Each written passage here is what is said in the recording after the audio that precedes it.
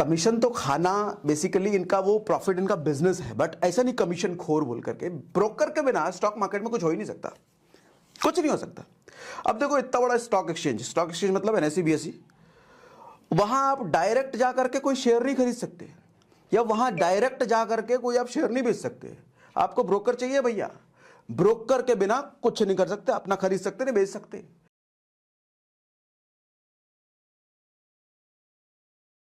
अब stock market में होते कौन कौन है? जैसे आपके घर में पापा मम्मी भाई बहन भाभी ये सब हो सकते हैं। इस तरीके से शेयर मार्केट में कौन कौन प्लेयर्स होते हैं? मोटा मोटी प्लेयर समझो, होते बहुत सारे प्लेयर हैं, लेकिन मोटा मोटी समझने के लिए शुरुआत में समझो, इन्वेस्टर और ट्रेडर सबसे पहले होते हैं। इन्वेस्टर और ट्रेडर में फर्क क्या होता है? इन्वेस्टर का मतलब होता है लॉन्ग टर्म इन्वेस्टर, यानी कि इन्वेस्टर का मतलब बेसिकली शॉर्ट टर्म भी होते हैं लॉन्ग टर्म भी होते हैं। शॉर्ट टर्म इन्वेस्टर उनको बोलते हैं जो 3 महीने के आसपास की इन्वेस्टमेंट करते हैं ना, अभी पैसा डाला 3 महीने बाद रिटर्न को चाहिए, 3 महीने बाद निकाल दिया, शेयर बेच दिया, तो उनको शॉर्ट टर्म बोला। 1 साल से ऊपर कोई अगर करता है तो 1 साल के बाद छोड़ दिया शेयर खरीद के, तो उसको लॉन्ग टर्म इन्वेस्टर बोलते हैं। लेकिन ट्रेडर कौन होता है? डेली बेसिस पे, डेली बेसिस पे अगर वो खरीद बिक्री कर रहा है, या 2-4 दिन बाद भी खरीद बिक्री कर रहा है, आज खरीदा 3 दिन बाद बेच दिया, क्या वैसा वाले को ट्रेडर बोलते हैं। ट्रेडर मतलब फ्रीक्वेंट, डेली जो खरीद बिक्री करता है उसको इंट्राडे ट्रेडर बोलते हैं। इंट्राडे मतलब 1 दिन के अंदर, हाँ ठीक है, जो 3-4 दिन के अंदर करेगा उसको हम ट्रेडर बोल रहे हैं, इंट्राडे नहीं बोलेंगे, उसको ट्रेडर बोलेंगे।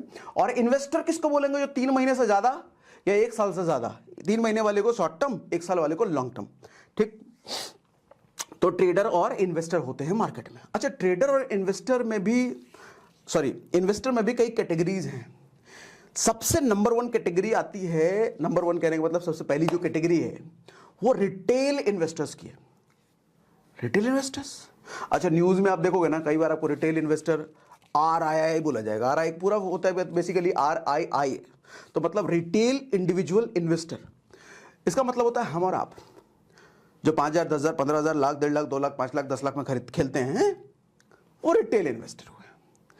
दूसरा होता है हाई नेटवर्थ इन्वेस्टर, न्यूज में इसको बोलेंगे HNI आ गया। HNI, अरे आम आदमी डर जा रहे, सारा टर्मिनोलॉजीज ना फिनेंस मार्केट को, शेयर मार्केट को लोगों के लिए डरा के रखा है। टर्मिनोलॉजीज, मैं आ गया अब टर्मिनोलॉजीज आसान करके बताने के लिए, एक एक टर्मिनोलॉजीज को तोड़ तोड़ करके आम आदमी की भाषा में बताने वाला हूं पूरी सीरीज में, ठीक है। हाई नेटवर्थ इन्वेस्टर्स कौन होते हैं? जो बड़ी पार्टी होते हैं, मोटा, जो करोड़ों में 10 करोड़, 20 करोड़, 100 करोड़, 1000 करोड़, 500 करोड़ लेकर के बैठे हैं, लेकर के आए वो।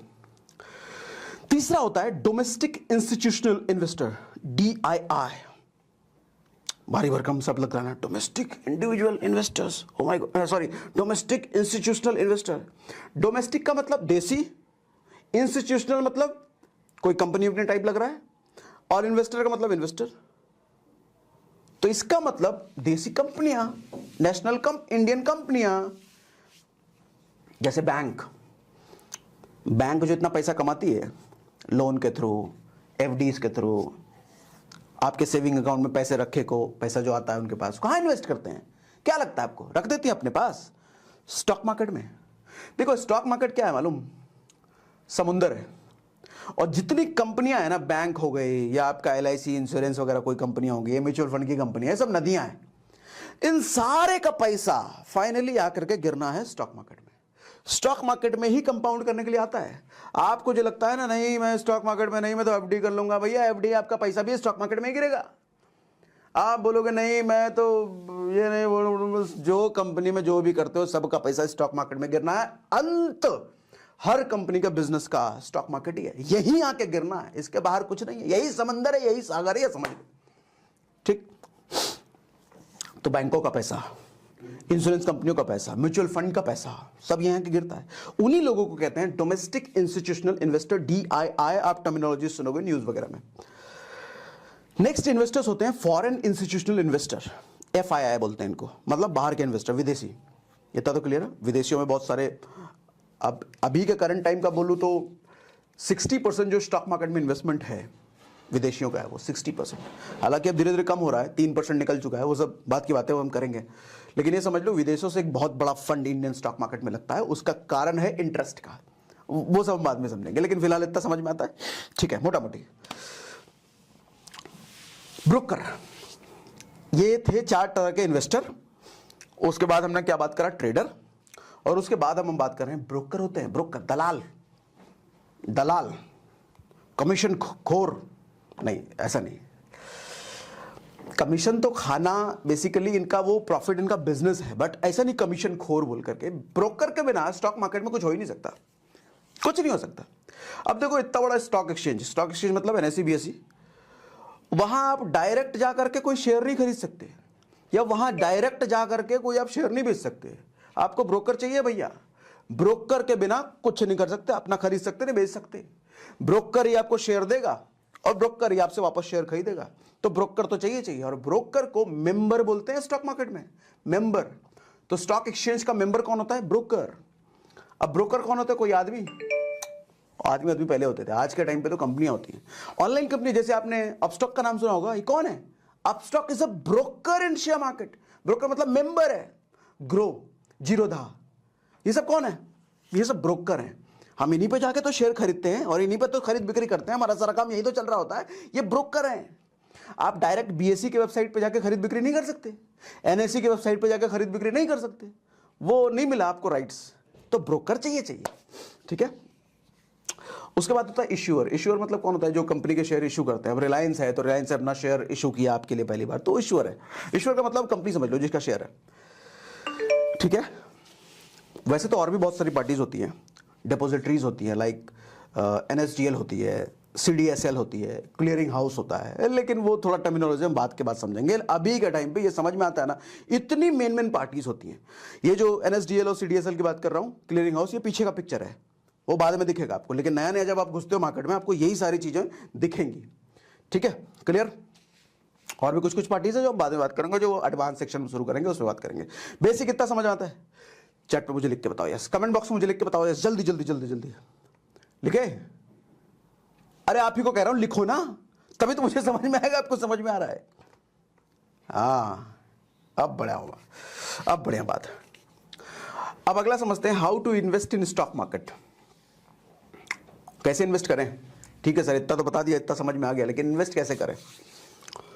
देखो, आपके पास 3 चीजें होनी चाहिए। सबसे पहले बैंकिंग अकाउंट, सेविंग अकाउंट जिसके पास होता है वो तो होगा ही आपके पास, सबके पास होता ही है, नहीं तो खुलवा लेना। सेविंग अकाउंट क्या है? किसी भी बैंक में खुलवा लो यार, सबके पास होता है आज के टाइम पे। तो दूसरा, डीमैट अकाउंट आपको चाहिए। अब ये डीमैट अकाउंट की कहानी क्या है, क्या होता है, वो मैं समझाऊंगा। तीसरा, आपको ट्रेडिंग अकाउंट चाहिए। ये ट्रेडिंग अकाउंट क्या होता है ये भी मैं आपको समझाऊंगा। मुझे ना बहुत साल लग गए डीमैट अकाउंट की कहानी समझने में। ये डीमैट अकाउंट, डीमैट होता क्या? मैं शेयर मार्केट समझने शुरुआत में तो मैं भागता था, बहुत भागता था, क्योंकि टर्मिनोलॉजीज डरा के रखती है ना, फाइनेंशियल टर्मिनोलॉजीज। अब समझो डीमैट अकाउंट क्या होता है, पहले खुलवाएंगे बाद में, पहले समझेंगे। ठीक, डीमैट अकाउंट होता क्यों है और होता क्या है? पहले के टाइम पे शेयर्स फिजिकल होते थे, 1992 के पहले, 1992 के पहले, एनएसई के आने के पहले, हर्षद मेहता के स्कैम होने के पहले। फिजिकल कहने का मतलब, आपने कोई एलआईसी मुंह से निकलता है, कोई भी इंश्योरेंस लिया होगा, उसका बॉन्ड पेपर आपके घर में आता है ना, फिजिकल बॉन्ड लिखा होता है, उसमें पढ़ते हैं।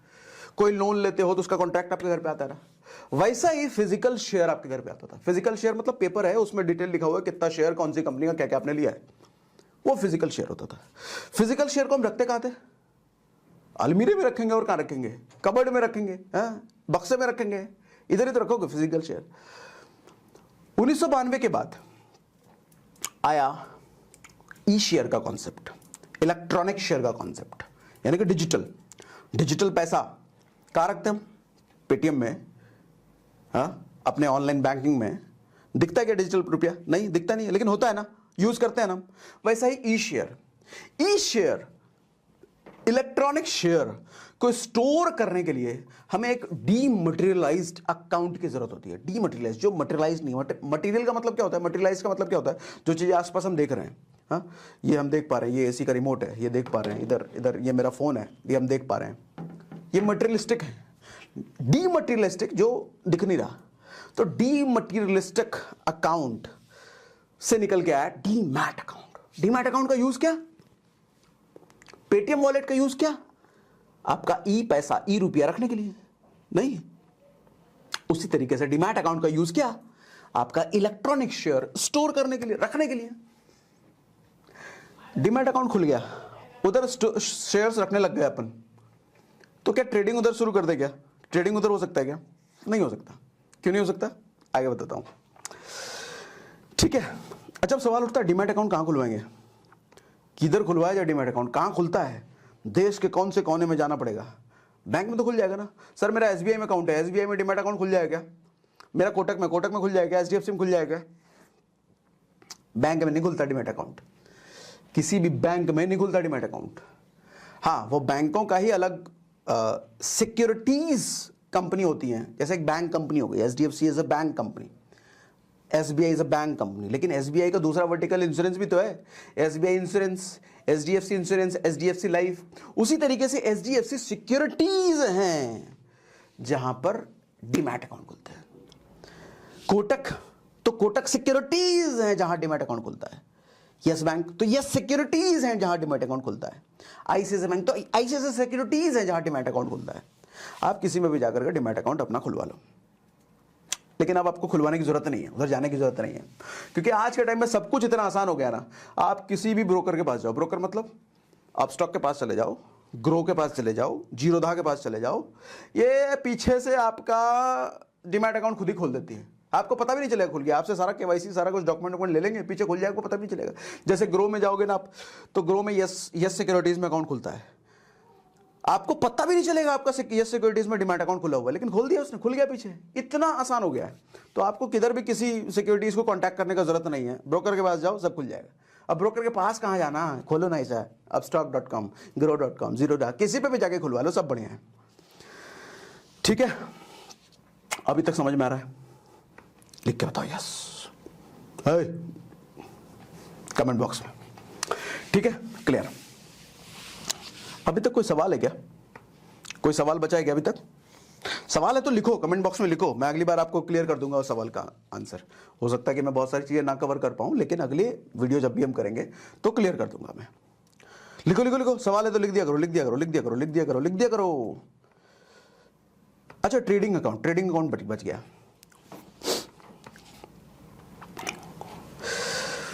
स्क्रीन पे आपको देखो दिख रहा है बैंकर, ब्रोकर और डीमैट। बैंक, ब्रोकर और डीमैट। बैंक मतलब सेविंग बैंक, सेविंग अकाउंट वाला बैंक। आपके सेविंग बैंक से पैसा निकल के ब्रोकर के पास जाता है। मतलब अगर ग्रो या अपस्टॉक आप यूज कर रहे हो, जीरोधा यूज कर रहे हो, तो उसके पास गया, उस पैसे को यूज करके डीमैट अकाउंट से शेयर निकाला जाता है, और उस शेयर की खरीद बिक्री फिर किधर होगी? ब्रोकर के प्लेटफॉर्म पे। ठीक, demat is just to store the shares, e shares, and banks is just to store the paisa, money. तो पैसा चाहिए शेयर्स खरीदने के लिए, और वो खरीद करके आएगा ब्रोकर के पास, ग्रो, जीरोधा, अपस्टॉक, किसी के पास भी, उधर खरीद बिक्री चलेगी। और ये जो ब्रोकर के पास जो अकाउंट होता है उसी को बोलते हैं ट्रेडिंग अकाउंट। अब ब्रोकर ही आपका डीमैट अकाउंट भी खोल देता है और वही ट्रेडिंग अकाउंट खोल रहा है। तो ट्रेडिंग अकाउंट के लिए कहां जाना? ब्रोकर। डीमैट के लिए कहा? ब्रोकर। www.upstock, जब जीरोधा, ग्रो, किसी के पास भी जाओ, ये फेमस है इसलिए बोल रही नाम ले रहा हूं, वैसे तो बहुत सारे हैं। किसी के पास भी जाओ, इधर ही ट्रेडिंग अकाउंट, इधर ही। आपको बोलना नहीं इधर मेरा ट्रेडिंग खोलो, मेरा डीमैट खोलो, बोलना नहीं है। इधर आप केवाईसी करोगे ना, वो ट्रेडिंग डीमैट दोनों खोल देगा। ठीक है।